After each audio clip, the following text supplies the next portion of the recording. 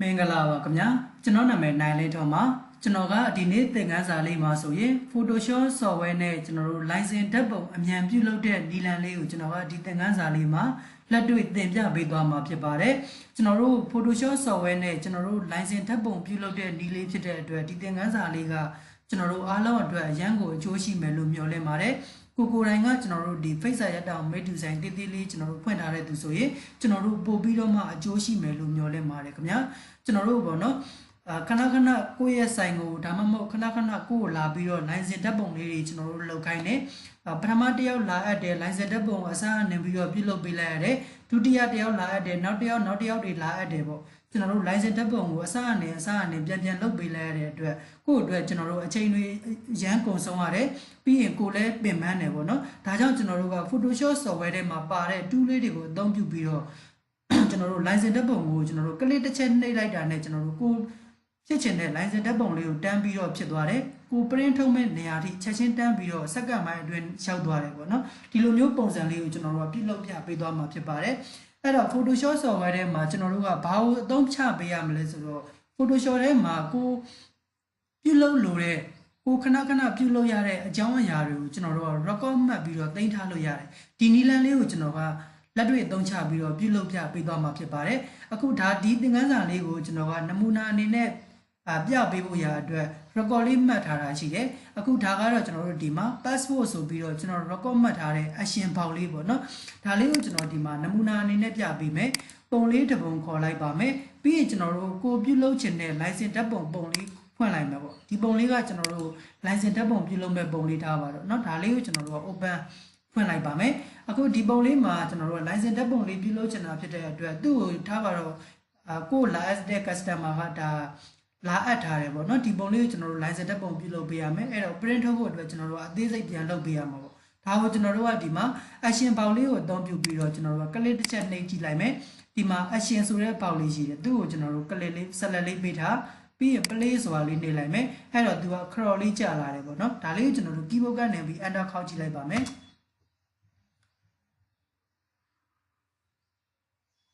enter ခေါက်လိုက်တာနဲ့ကျွန်တော်တို့ဘာဖြစ်သွားလဲကျွန်တော်တို့ print ထုတ်လို့ရတဲ့နေရာထိကျွန်တော်တို့က record မှတ်ပြီးတော့သိမ်းခဲ့တာဖြစ်တဲ့အတွက်ကျွန်တော်တို့ချက်ချင်းကျွန်တော်တို့စက္ကန့်ပိုင်းအတွင်းလေးပဲကျွန်တော်တို့ print ထုတ်လို့ရတဲ့နေရာထိကျွန်တော်တို့တန်းပြီးတော့ရောက်သွားတယ်ပေါ့နော်ဒီတော့ကျွန်တော်တို့ကကိုယ့်အတွက်လည်းအချိန်တွေအရန်မကြတော့ဘူးကိုလည်းအရင်မပင်ပန်းတော့ဘူးဒါကြောင့်ဒီနီလန်လေးကကျွန်တော်တို့တော်တော်များများအတွက်အသုံးတဲ့တယ်ဖြစ်ပါတယ်ဒါလေးကိုကျွန်တော်တို့ကပြန်ပြီးတော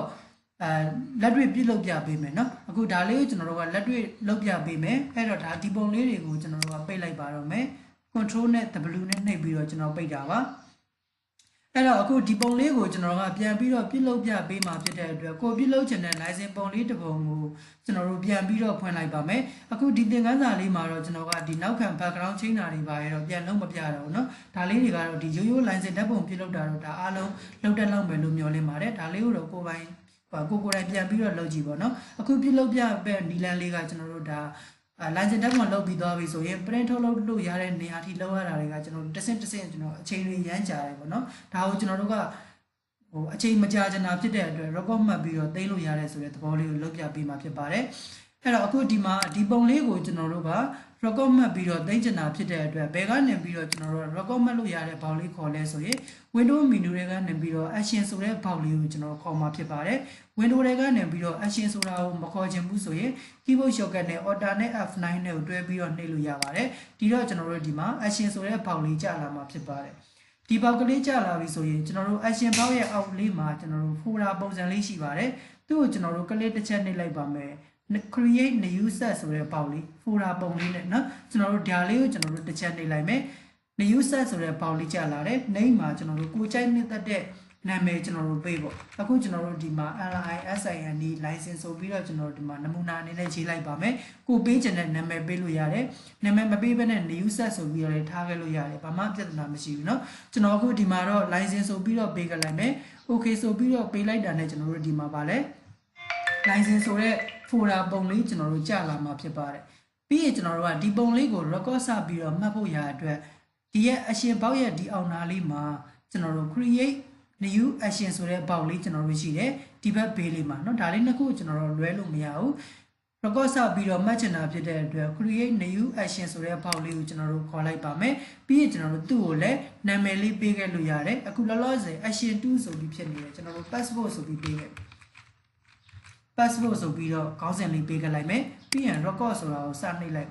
record ဆိုတာကိုနှိပ်လိုက်တော့ကျွန်တော်တို့ဒီမှာတစ်ချက်သတိထားမိလားမသိဘူးကျွန်တော်တို့ဒီမှာအနီရောင်လေးနဲ့သူက record စပြီးတော့မှတ်နေပြီဖြစ်တယ်အဲ့တော့ကျွန်တော်တို့ကဒီပုံမှာပြင်သမျှအကြောင်းအရာတွေပြုလုပ်သမျှလှုပ်ဆောင်ချက်တွေအားလုံးကိုဒီရဲ့ record လေးကကျွန်တော်တို့မှတ်ပေးသွားမှာဖြစ်တယ်အဲ့တော့ကျွန်တော်တို့ကအခုဒီပုံကို license ဓာတ်ပုံလေးပြုလုပ်ချင်တာဖြစ်တဲ့အတွက်ကျွန်တော်တို့အရင်ဆုံးဘာလုပ်မလဲဆိုရင် crop ပိုင်းမယ်ပေါ့နော်ဒါကြောင့်ကျွန်တော်တို့က CO နှိပ်မယ် crop 2လေးကိုခေါ်လိုက်ပါမယ်ပြီးရင်ကျွန်တော်တို့ကိုပြုလုပ်မဲ့ license ဓာတ်ပုံ site လေးကိုကျွန်တော်တို့ကသတ်မှတ်ပေးခဲ့မှာပေါ့ဒီနေရာမှာကျွန်တော်တို့ကတစ်ချက်ပြောစရာရှိတာကျတော့ကိုက license ဓာတ်ပုံအတွက်လုပ်ချင်တာလားဘွဲဖောင်လက်မှတ်အတွက်ထုတ်ချင်တာလားမှတ်ပုံတွေအတွက်ထုတ်ချင်တာလားပေါ့နော်ဒီလိုမျိုးကျွန်တော်တို့ကသက်ဆိုင်ရာ license ဓာတ်ပုံရဲ့ site လေးတွေကိုကျွန်တော်တို့ချိုးပေးရမှာဖြစ်တယ်အဲ့တော့အခုဒီမှာတော့ကျွန်တော်ကအသုံးများတဲ့ 1.1 1.3 license ဓာတ်ပုံ site လေးရိုး license ဓာတ်ပုံ site လေးပဲကျွန်တော်ကခေါ်လိုက်မှာပေါ့နော်ပြီးရင်ကျွန်တော်တို့ဒါမှာပုံလေးမှာကိုထားချင်တဲ့အရွယ်အစားလေးချိန်လိုက်မယ်ပြီးရင် enter လေးခေါ်လိုက်ပါမယ်ကျွန်တော်တို့ဒီမှာ cross ဆိုပြီးတော့မှသူက record လေးစပြီးတော့မှတ်နေပြီဖြစ်ပါတယ်ကျွန်တော်တို့ record cross လုပ်ပြီးသွားပြီပြီးရင်ဒီပုံလေးရဲ့ size အရွယ်အစားကိုကျွန်တော်တို့မှန်ပြန်ပြီးတော့စစ်ချင်ပါတယ်ဆိုရင် keyboard ကနေ control ရဲ့ order ရဲ့ IA ကိုနှိပ်ပြီးတော့ image size ကိုနှိပ်ကြည့်လို့ရတယ်အဲ့တော့ဒီဓာတ်ပုံရဲ့ size အရွယ်အစားကကျွန်တော်တို့ဘယ်လောက်ရှိလဲဆိုရင်8လက်မကြော်ကြီးရှိနေတယ်ပေါ့နော်ဒါကိုကျွန်တော်တို့ကမလိုချင်ဘူး1.1 1.3 လေးပဲထားချင်တာဖြစ်တဲ့အတွက် 1.1 1.3 ကျွန်တော်တို့ပြင်ခဲ့လို့ရတယ် resolution ကိုလည်း300ချိန်ခဲ့လို့ရဒီလိုလေးတွေကျွန်တော်တို့ပြန်ပြီးတော့ချိန်ခဲ့မယ် okay ပေးလိုက်ပါမယ်ဒါဆိုရင်ကျွန်တော်တို့ဒါက license ဓာတ်ပုံရဲ့ site အတိအကျလေးကျွန်တော်တို့ရသွားပြီပေါ့နော်ပြီးရင်ဒီပုံလေးကိုကျွန်တော်တို့ကအပြင်မှာ print ထုတ်လို့ဆိုရင်ဘေးကကျွန်တော်တို့ကတ်ကြီးရာလေးပေးချင်တာဖြစ်တဲ့အတွက်သူ့ရဲ့ဘေးပေါက်စတုပ်လေးကိုနည်းနည်းလေးချဲချင်တာဖြစ်တဲ့အတွက် canvas site လေးကိုခေါ်ပါမယ် keyboard ကနေ control ရဲ့ order ရဲ့ CL ကိုနှိပ်ပြီးတော့ canvas site လေးကိုခေါ်ပါမယ်ပြီးရင်ကျွန်တော်တို့ဒီမှာဘယ်လောက်ချားချင်တာလဲပေါ့ 0.1 စီလောက်ကျွန်တော်တို့နည်းနည်းလေးချဲလိုက်မယ် enter လေးခေါက်လိုက်ပါမယ်ဒါဆိုရင်ကျွန်တော်တို့ကဘေးကိုနည်းနည်းလေး 0.1 လောက်ချဲသွားမှာဖြစ်ပါတယ်ပြီးရင်ကျွန်တော်တို့ control နဲ့ A နဲ့ကိုနှိပ် select all ပေးပါမယ်ပြီးရင်ကျွန်တော်တို့ကဘာလုပ်ပေးရမလဲဆိုရင်ဘေးပေါင်ကတ်ကြီးဖြတ်မဲ့အခါမှာကျွန်တော်တို့အမဲရောင်လိုင်းချောင်းလေးပေးချင်တာဖြစ်တဲ့အတွက်စတုပ်အမဲရောင်လေးဖြည့်ပေးမယ်ပုံမှန်အတိုင်းစတုပ်အမဲရောင်ဖြည့်ချင်တယ်ဆိုရင်တော့ edit ထဲကနေစတုပ်ကျွန်တော်တို့သွားပေးရမယ်ဒါကိုကျွန်တော်က keyboard shortcut နဲ့ပဲအမြန်သုံးပြပေးသွားမှာဖြစ်ပါတယ် order နဲ့ E ရဲ့ S ရဲ့တွဲပြီးတော့နှိပ်လိုက်ပါမယ်စတုပ်ဆိုတဲ့ပေါင်လေးကျလာပါမယ်ဒီထဲမှာ color ကိုအမဲရောင်လေးချဲမယ်1 pixel လောက်ကျွန်တော်တို့ထားမယ်ပေါ့ okay နှိပ်လိုက်ပါမယ်ဒါဆိုရင်ကျွန်တော်တို့ဒီမှာအမဲရောင်စတုပ်လေးဝင်သွားမှာဖြစ်ပါတယ်နော်အမဲရောင်စတုပ်လေးဝင်သွားပြီဆိုရင်လက်ရှိဒီပုံကိုကျွန်တော်တို့က print ထုတ်ဖို့အတွက်ကို print ထုတ်မဲ့စာရွက်ထဲမှာကျွန်တော်တို့ကပြန်ပြီးတော့စီပေးရမှာဖြစ်တယ်ကိုက photo paper နဲ့ print ထုတ်မှာဆို photo paper ထဲမှာစီပေါ့နော်ဒါမှမဟုတ်ကိုက A4 နဲ့ပဲထုတ်ချင်တာဆိုရင်တော့ဒါ A4 paper ထဲမှာကျွန်တော်တို့ပြန်ပြီးတော့ပုံလေးတွေကိုတပုံချင်းစီပေးရမှာဖြစ်ပါတယ်အဲ့တော့အခုလက်ရှိကျွန်တော်က photo paper ထဲမှာပဲစီပြပေးသွားမှာဖြစ်တဲ့အတွက် photo paper 4/6 စာရွက်လေးကျွန်တော်တို့ခေါ်ပေးရမယ်အခုလက်ရှိ 4/6 စာရွက်လေးမခေါ်ခင်ဒီပုံလေးကိုကျွန်တော်တို့ copy လေးပွားလိုက်ပါမယ် control နဲ့ C နဲ့နှိပ်ပြီးတော့ copy ယူခဲ့ပါမယ်ပြီးရင် control ရဲ့ N နဲ့နှိပ်ပြီးတော့မှစာရွက်လေးအသစ်တစ်ရွက်ကျွန်တော်တို့ခေါ်လိုက်မယ်ဒီထဲမှာကျွန်တော်တို့ကဗာလဲကို print ထုတ်မဲ့ photo paper လေးကျွန်တော်တို့ခေါ်လိုက်တယ် photo paper 4/6 စာရွက်လေးခေါ်လိုက်ပါမယ် okay နှိပ်ခဲ့လိုက်ပါမယ်ပြီးရင်ဒီပုံလေးကိုကျွန်တော်တို့ကဘာလုပ်မလဲဆိုရင်အစောနာကကျွန်တော်တို့ control C နဲ့ copy ကူးခဲ့တဲ့ပုံလေးကို control နဲ့ V နဲ့နှိပ်ပြီးတော့ပေးပြန်ပြီးတော့ချပေးမှာဖြစ်ပါတယ်အခုဒါဆိုရင်ကျွန်တော်တို့ကဒီမှာပေးချပေါ့နော် control နဲ့ V ကျွန်တော်တို့ပေးချလိုက်မယ်ပြီးရင်ကျွန်တော်တို့သူ့ကို copy ပွားမယ် order လေးကိုလက်ကပြီး mouse ရဲ့လက်ကလစ်နဲ့ကျွန်တော်တို့ဖိဆွဲပြီးတော့မှ copy လေးပွားလိုက်မယ်ရှစ်နဲ့ right arrow key လေးနဲ့နှိပ်ပြီးတော့အညီအညာလေးချဲလိုက်မှာဖြစ်ပါတယ်ပြီးရင်ကျွန်တော်တို့ရှစ်နဲ့ order လေးနဲ့ကိုပြီး copy ပွားရှစ်ရဲ့ right arrow key လေးရဲ့နှိပ်ပြီးတော့ဒီမှာပုံလေး၃ပုံကိုအညီအညာလေး copy ပွားလိုက်တာဖြစ်ပါတယ်ပြီးရင်ကျွန်တော်တို့ဒီမှာသူ့ရဲ့ layer ပေါက်မှာ layer 1 2 3 copy ပွားနေပြီဖြစ်ပါတယ်ဒီပုံလေး၃ခုကိုဆက်လက်ပေးပါမယ်ရှစ်ကိုဖိပြီးတော့ဆက်လက်ပေးတယ် control ရဲ့ E ရဲ့ကိုနှိပ်ပြီးတော့ပုံလေး၃ခုကိုကျွန်တော်တို့ပွားခဲ့လိုက်ပေါင်းခဲ့လိုက်မှာဖြစ်ပါတယ် layer တွေကိုကျွန်တော်တို့ပေါင်းထားခဲ့လိုက်တာပါပြီးရင်ကျွန်တော်တို့နောက်ထပ် order နဲ့ရှစ်နဲ့ကိုလက်ကဖိပြီးတော့ copy ပွားတယ်ရှစ်ကိုဖိဒီတစ်ခါ down arrow key လေးနဲ့ကျွန်တော်တို့အညီညာလေးအောက်ကိုချလိုက်မှာဖြစ်ပါတယ် အခုဒီမှာပုံလေးတွေကျွန်တော်တို့ alternation နဲ့ကိုနှိမ့်နှိပ်ပြီးတော့မှ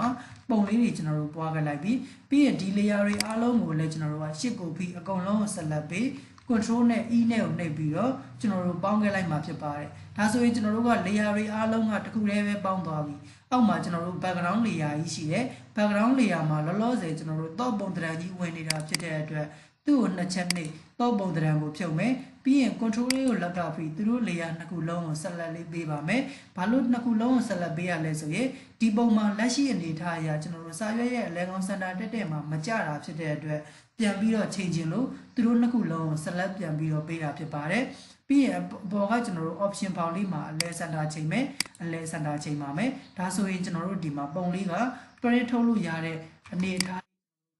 ဖြစ်ပါတယ်အခုဒါဆိုရင်ကျွန်တော်တို့ license တက်ပုံကကျွန်တော်တို့ပြုလုပ်လို့ပြီးသွားပြီပေါ့နော်ဒီလိုမျိုးပြုလုပ်လို့ပြီးသွားတဲ့အခါမှာကျွန်တော်တို့ဒီမှာ action ဘောက်ကနေပြီးတော့ record ခေါ်ထားတဲ့ record လေးကိုပြန်ပြီးတော့ပိတ်ခဲ့ပေးဖို့လိုတယ်အဲ့တော့ကျွန်တော်တို့ကဘယ်နေရာကနေပြီးတော့ပိတ်ပေးရမလဲဆိုရင်ကျွန်တော်တို့ဒီမှာ cross ဆိုတဲ့နေရာလေးမှာအမှန်ချစ်လေးတစ်ချက်ထည့်ပေးပါဒီလိုမျိုးလေးကျွန်တော်တို့အမှန်ချစ်ထည့်ပြီးသွားပြီဆိုမှကျွန်တော်တို့ record လေးကိုပိတ်ပေးရမှာဖြစ်ပါတယ်ဒီနေရာလေးမှာကျွန်တော်တို့အရေးကြီးတယ်เนาะကျွန်တော်တို့ဒီမှာ cross ဆိုတဲ့နေရာလေးမှာတစ်ချက်ကလေးတစ်ချက်နှိပ်ပေးပါပြီးမှကျွန်တော်တို့ဒီမှာ stop play recording ဆိုပြီးတော့မှ record ကိုကျွန်တော်တို့ပိတ်လိုက်ပါမယ်ဒါဆိုရင်ကျွန်တော်တို့က record လည်းပိတ်ပြီးသားဖြစ်သွားပြီပေါ့နော်အခုဒါဆိုရင်ကျွန်တော်တို့ကဒီမှာ license ဆိုတဲ့ကျွန်တော်တို့ record လေးတစ်ခုကျွန်တော်တို့ရလာပြီဒီပုံလေးကျွန်တော်တို့ကမလိုအပ်တော့ဘူး control နဲ့ w နဲ့နှိပ်ကျွန်တော်တို့ပိတ်လိုက်မယ် control w နှိပ်ကျွန်တော်တို့ပိတ်လိုက်တော့မယ်ပေါ့ပိတ်ပြီးသွားပြီဆိုရင်ကျွန်တော်တို့နောက်ထပ်ကျွန်တော်တို့ကိုယ့်စီကို license တက်ပုံလူဘယ်နှယောက်ပဲကျွန်တော်တို့လာအပ်ပါစီကျွန်တော်တို့ကလစ်လေးတစ်ချက် under လေးတစ်ချက်ခောက်လိုက်တာနဲ့ကျွန်တော်တို့ print ထုတ်တဲ့နေရာလေးတန်းပြီးတော့ရောက်သွားမှာဖြစ်ပါတယ်။နော်ဒါလေးကိုကျွန်တော်တို့အခုလက်ရှိrecord မှတ်ခဲ့တာလေးကမှန်ကန်မှုရှိရလားကျွန်တော်တို့ပုံလေးတစ်ပုံလောက်စမ်းပြီးတော့မှပြန်လုပ်ကြည့်လိုက်မယ်။အဲ့တော့ကျွန်တော်တို့ဒီမှာပုံလေးတစ်ပုံပြန်ဖွင့်လိုက်ပါမယ်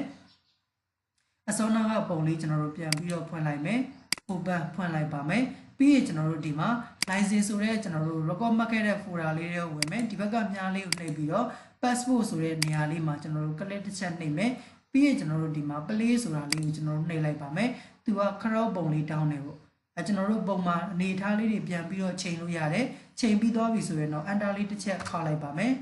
ဒါဆိုရင်ကျွန်တော်တို့သူ့ဘာသာကျွန်တော်တို့ license ဓာတ်ပုံလေးပြုလုပ်သွားပေးမှာဖြစ်ပါတယ်ကျွန်တော်တို့ဒါလေးကိုခဏ